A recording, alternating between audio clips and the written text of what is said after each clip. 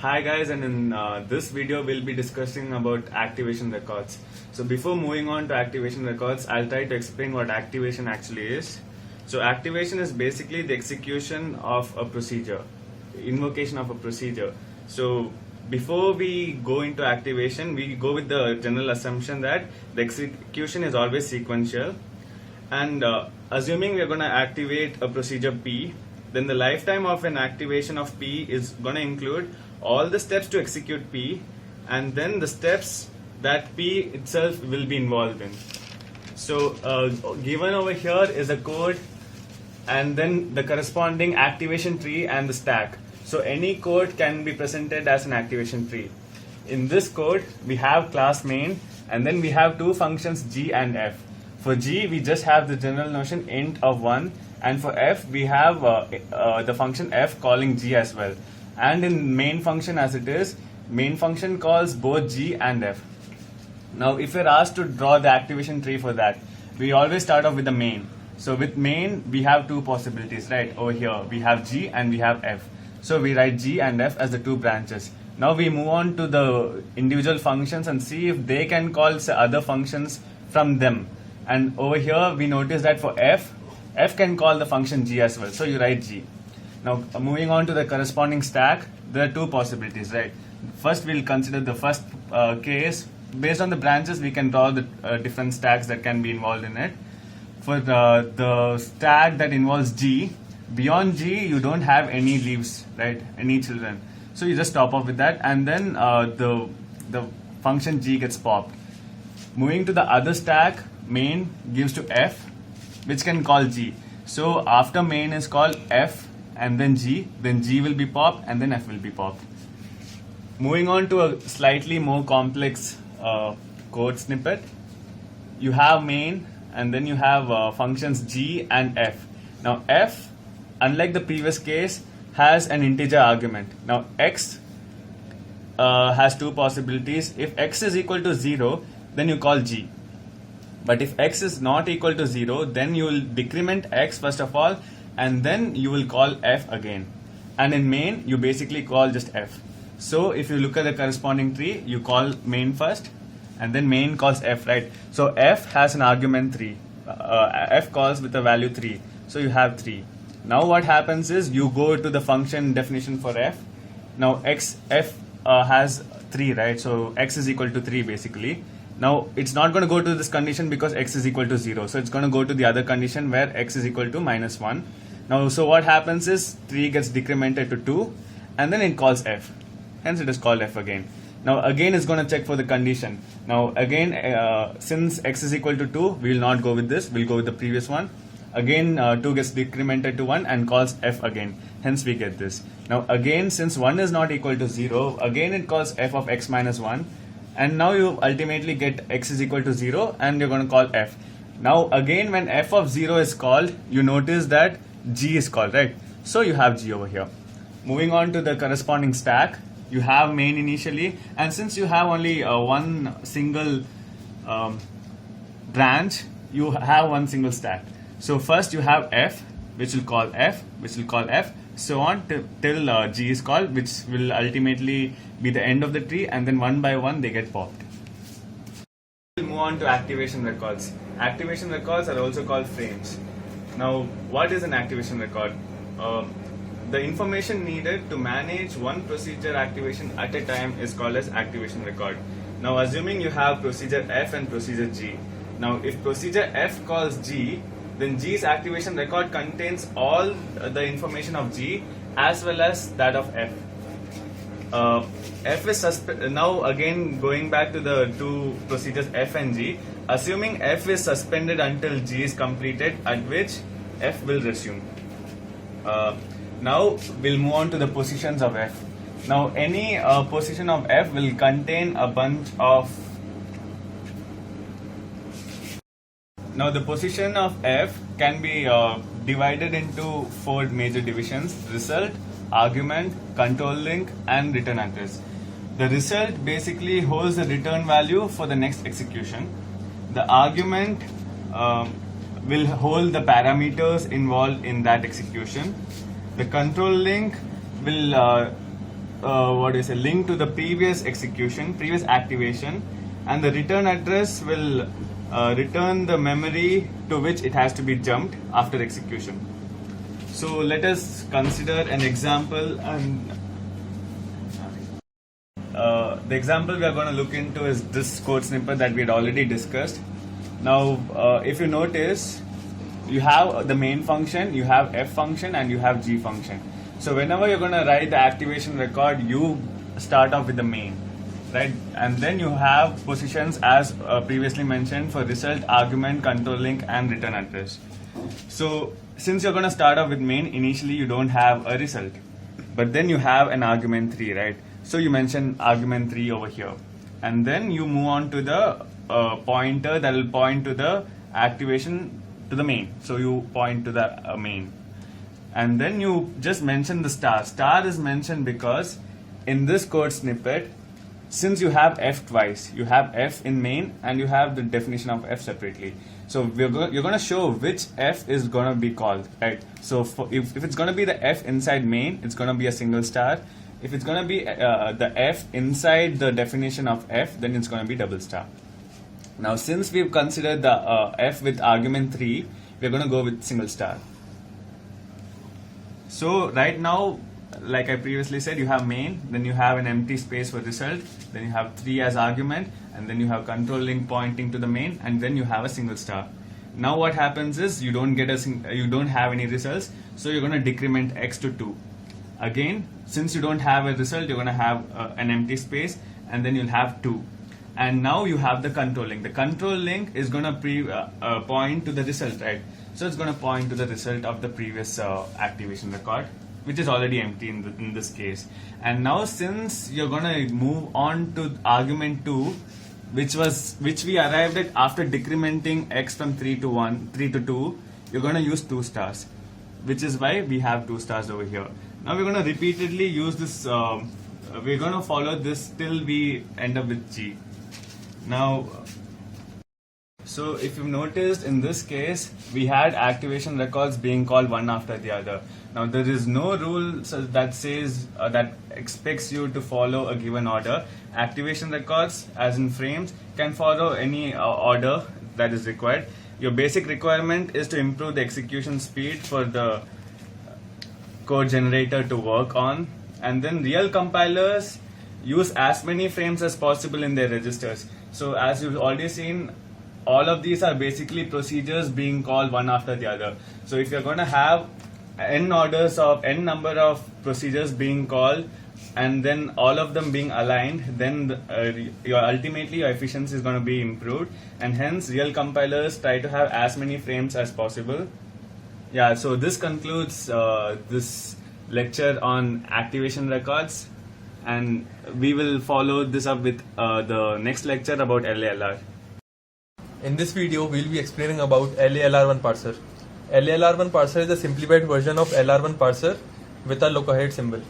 LALR parsers merge similar states within a LR grammar to produce parser state tables that are exactly the same size as equivalent SLR grammar. So basically, it will have less states than the LR1 parser and similar to SLR parser.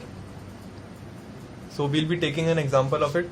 So the grammar is S gives I, C, T, S or C, T, S, E, S or A, and C gives B, where S, C, H, C are the non-terminals and I, T, A are the terminals. So first we'll be numbering the productions which will be used ahead in the parser table. So we basically numbered all the productions here, and then after numbering we will be creating the augmented grammar of it. So for creating the augmented grammar, the first symbol we'll write as, suppose the first symbol is here is S, so we'll write S dash gives dot S. Dot always comes in the beginning of the first term, non-terminal, followed by the look ahead. Look ahead in the first symbol will always be dollar. So if a non-terminal comes after the dot, so we need to write the production of that non-terminal also. So here after dot, a non-terminal that is S is coming, so we will write the production of S also. That is S gives ICTS. So dot ICTS, and the localhead symbol will be same as the previous non-terminal, that is S. and the second production will be CTSES, and the third production will be S gives dot A. Now here you can see in this production also, after the dot a non-terminal is coming, so we need to write the production of that non-terminal also, that is C gives dot B comma T. Now you will be thinking how this T came. So as you can see, after dot this non-terminal was there and we wrote the production of this non-terminal.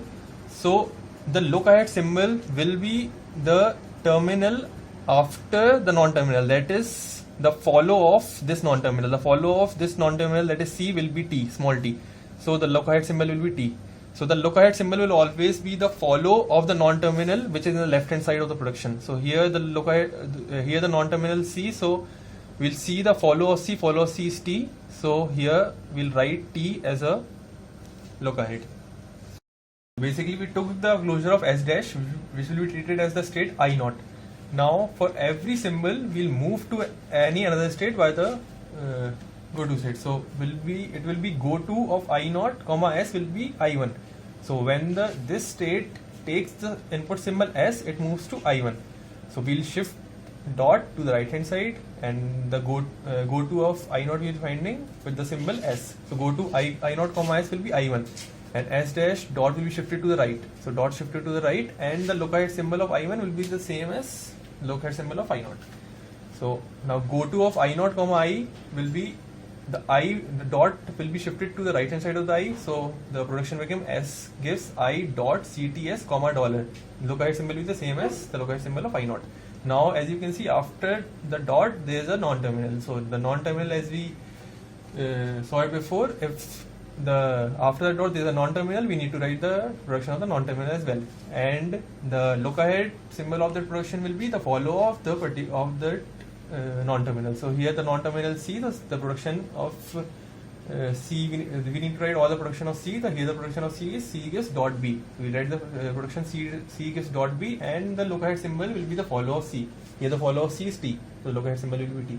Now similarly, go to of I naught comma C will be S gives C dot T S E S, and the look ahead symbol will be the same as I naught.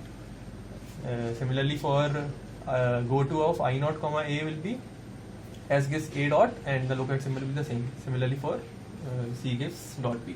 We'll reach till I5. Now the I5 state is complete. It's the final state. The I4 state is the final state. Now for I1 state, this will not be considered the final state in the go to table, which we'll see later. So from I2 we need to move. Now you can see after dot there is a symbol C and there is a symbol B. So from go to I2, so after the dot you can see there is a non-terminal C. So we'll move from I2 to I6 with the go to I2 comma C. So after go to I2 comma C, we got S gives dot IC dot T. So here you can see this is a non-terminal, so no need of any extra production, and the look ahead will be the same as the previous state. Now if we move for go to I2 comma B, it will be C gives B dot comma T. This will be I7, this will be a final state. Now we'll come back to I3, and from I3 you can see after the dot there is a non-terminal, so we'll move from go to of I3 comma T will reach to I8, and the production will be S gives CT dot SES, and the look ahead symbol will be the same as the previous state look ahead symbol. So after the dot you can see there is a non-terminal, so we need to write all the production of that non-terminal. So here the non-terminal S, so we need to write all the production of S. The three productions are there, we'll write all the three productions of S, and the look ahead symbol will be the follow of S. And here S is there, and what is the follow of S? E, which is the non-terminal, which is the terminal following S. So that will be the the look ahead of this particular production, and this.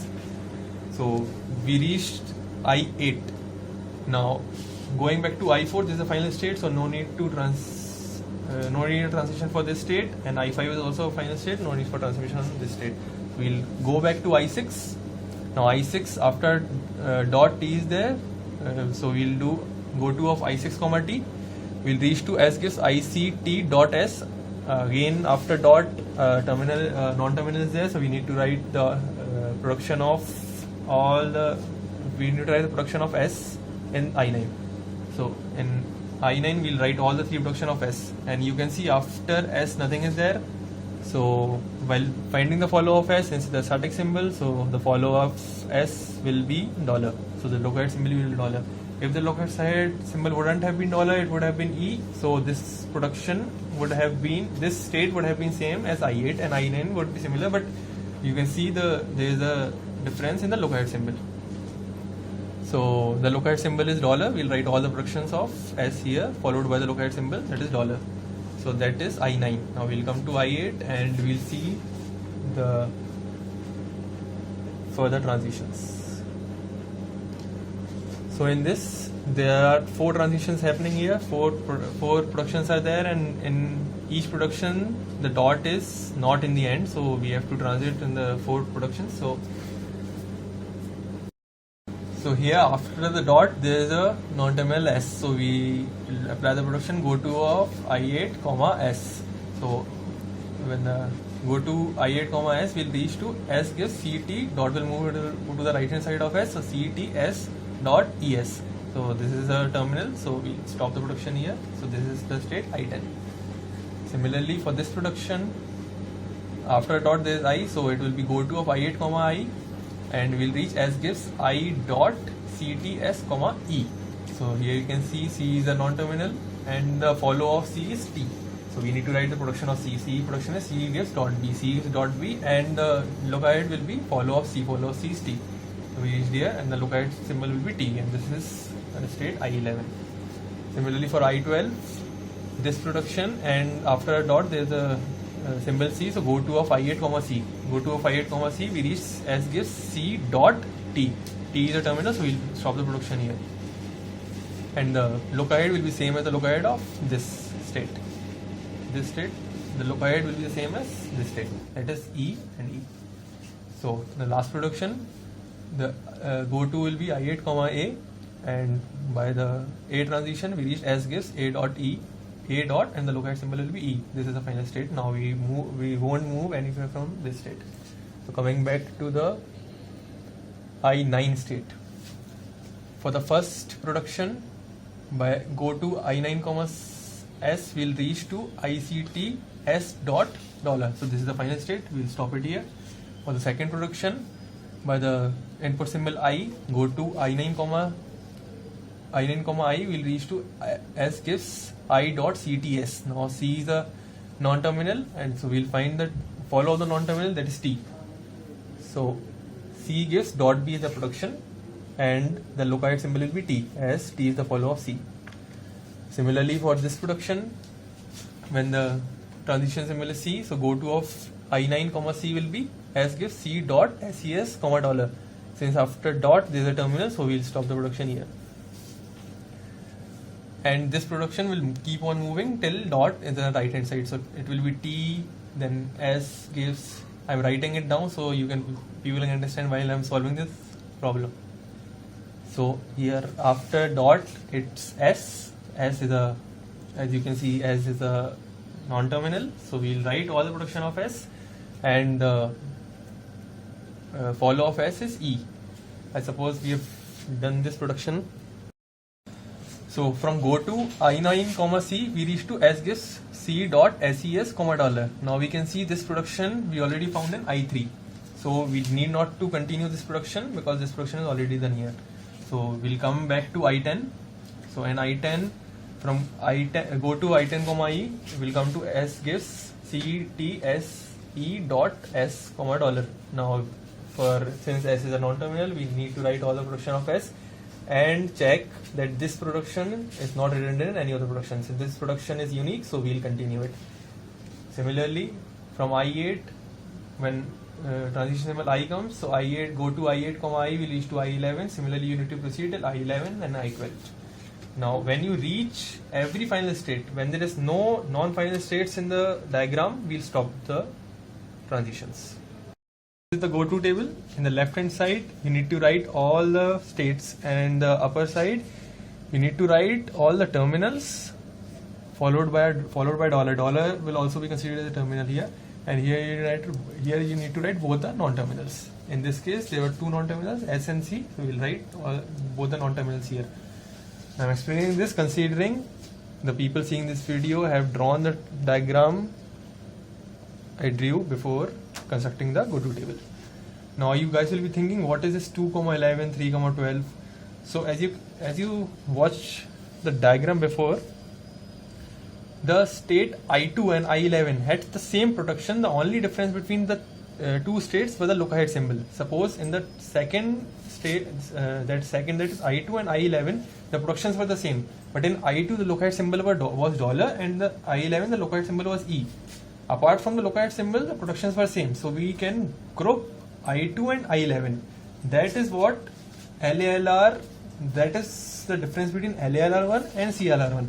In CLR1, the number of states is way more than SLR, but in LALR the number of states reduces because we combine the states which have the same productions but different look-ahead symbols. So here I2 and I11 have the same productions, so we combined I2 and I11. Similarly 3 and 12, 4 and 13, 5, 7, 6, 16, 8, 17, 10, 21, 14, 22 and I15, I23. If you watched the diagram before, all the states that are combined will have the same productions but different look-ahead symbol.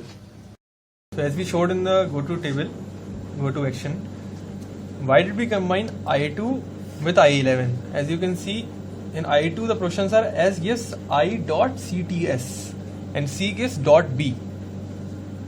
And I11 the productions are I dot CTS and C gives dot B. The productions are exactly the same, only the difference is between the look-ahead symbols. So in LALR we avoid looking at the look-ahead symbol and we combine two states which has the same production. So this reduces the number of states from CLR to SLR, and the number of states in LALR becomes equal to SLR. Similarly, we combined I3 with I8. As you can see, the I3 production is S gives C dot T SES, and the I12 production is S gives C dot T SES. Only the difference is between the look-ahead symbols, so we'll combine I3 and I12. All the state number here, and we combined 2 and 11 because of the reason I told you before. The productions were same and only the difference was in the look-ahead symbol. And we wrote in the action, we'll write all the terminals followed by dollar. Dollar will also be considered as terminal here, and the go-to table will write all the non-terminals. So in the I naught, when the transition symbol is I, it goes to I2. So in the action table, we'll write S2 instead of I2. We'll convert I to S. And similarly in the go to symbol, when I naught with the input capital S, that is the S non-terminal, so it will go to I1. So we'll write just the number. We won't write I1, we'll write just 1. And similarly, I naught with the input symbol C goes to I3, that is 3. So the shift operations we'll similarly write for all the states, we'll write the shift operations. Now we come to the reduce operations. So the reduce operations will come to only states that are the final states. Suppose here 413, that we combined I4 and I13 because the productions were same. So I4 and I13, there's a final state, and I'm telling you what was the production. The production was as gives A dot comma dollar. You can verify it from the diagram I drew before. So the final state was this, and this was I4 and I13 as well. So I4 and I13, what was the production? S gives A dot dollar. So sorry, it was S dot A dot and the look-ahead symbol was E. So the look-ahead symbol in LALR does matter. So we'll see the production number. What is the production number that we wrote in the starting of the solution? So we'll see the numbering of productions. S gives A is production number 3. So that means we'll write R3 in the respective look-ahead symbol. This is 3, so we'll write R3. Now we'll see the look-ahead symbol, that is E. So in I4, I13, that is the state number 4 and state number 13. In the column E, that is the look-ahead symbol, we'll write R3 and 3 because 3, this was the third number production, as gives A. Similarly, I5, I7 goes to I5, I7 was the final state, and the production was C gives B. You can refer to the diagram which I drew before. So the production was C gives B, comma dollar. So C gives B, we'll see the numbering of C gives B. C gives B is the number 4, so we'll write R4 in the respective column. And and the localhost symbol was $. So in I5, I7, in the dollar column we'll write R44 because the C gives B, 4 is the numbering position. So we'll fill this table, and after this we need the input so that we can parse the table. So that's it. Thank you.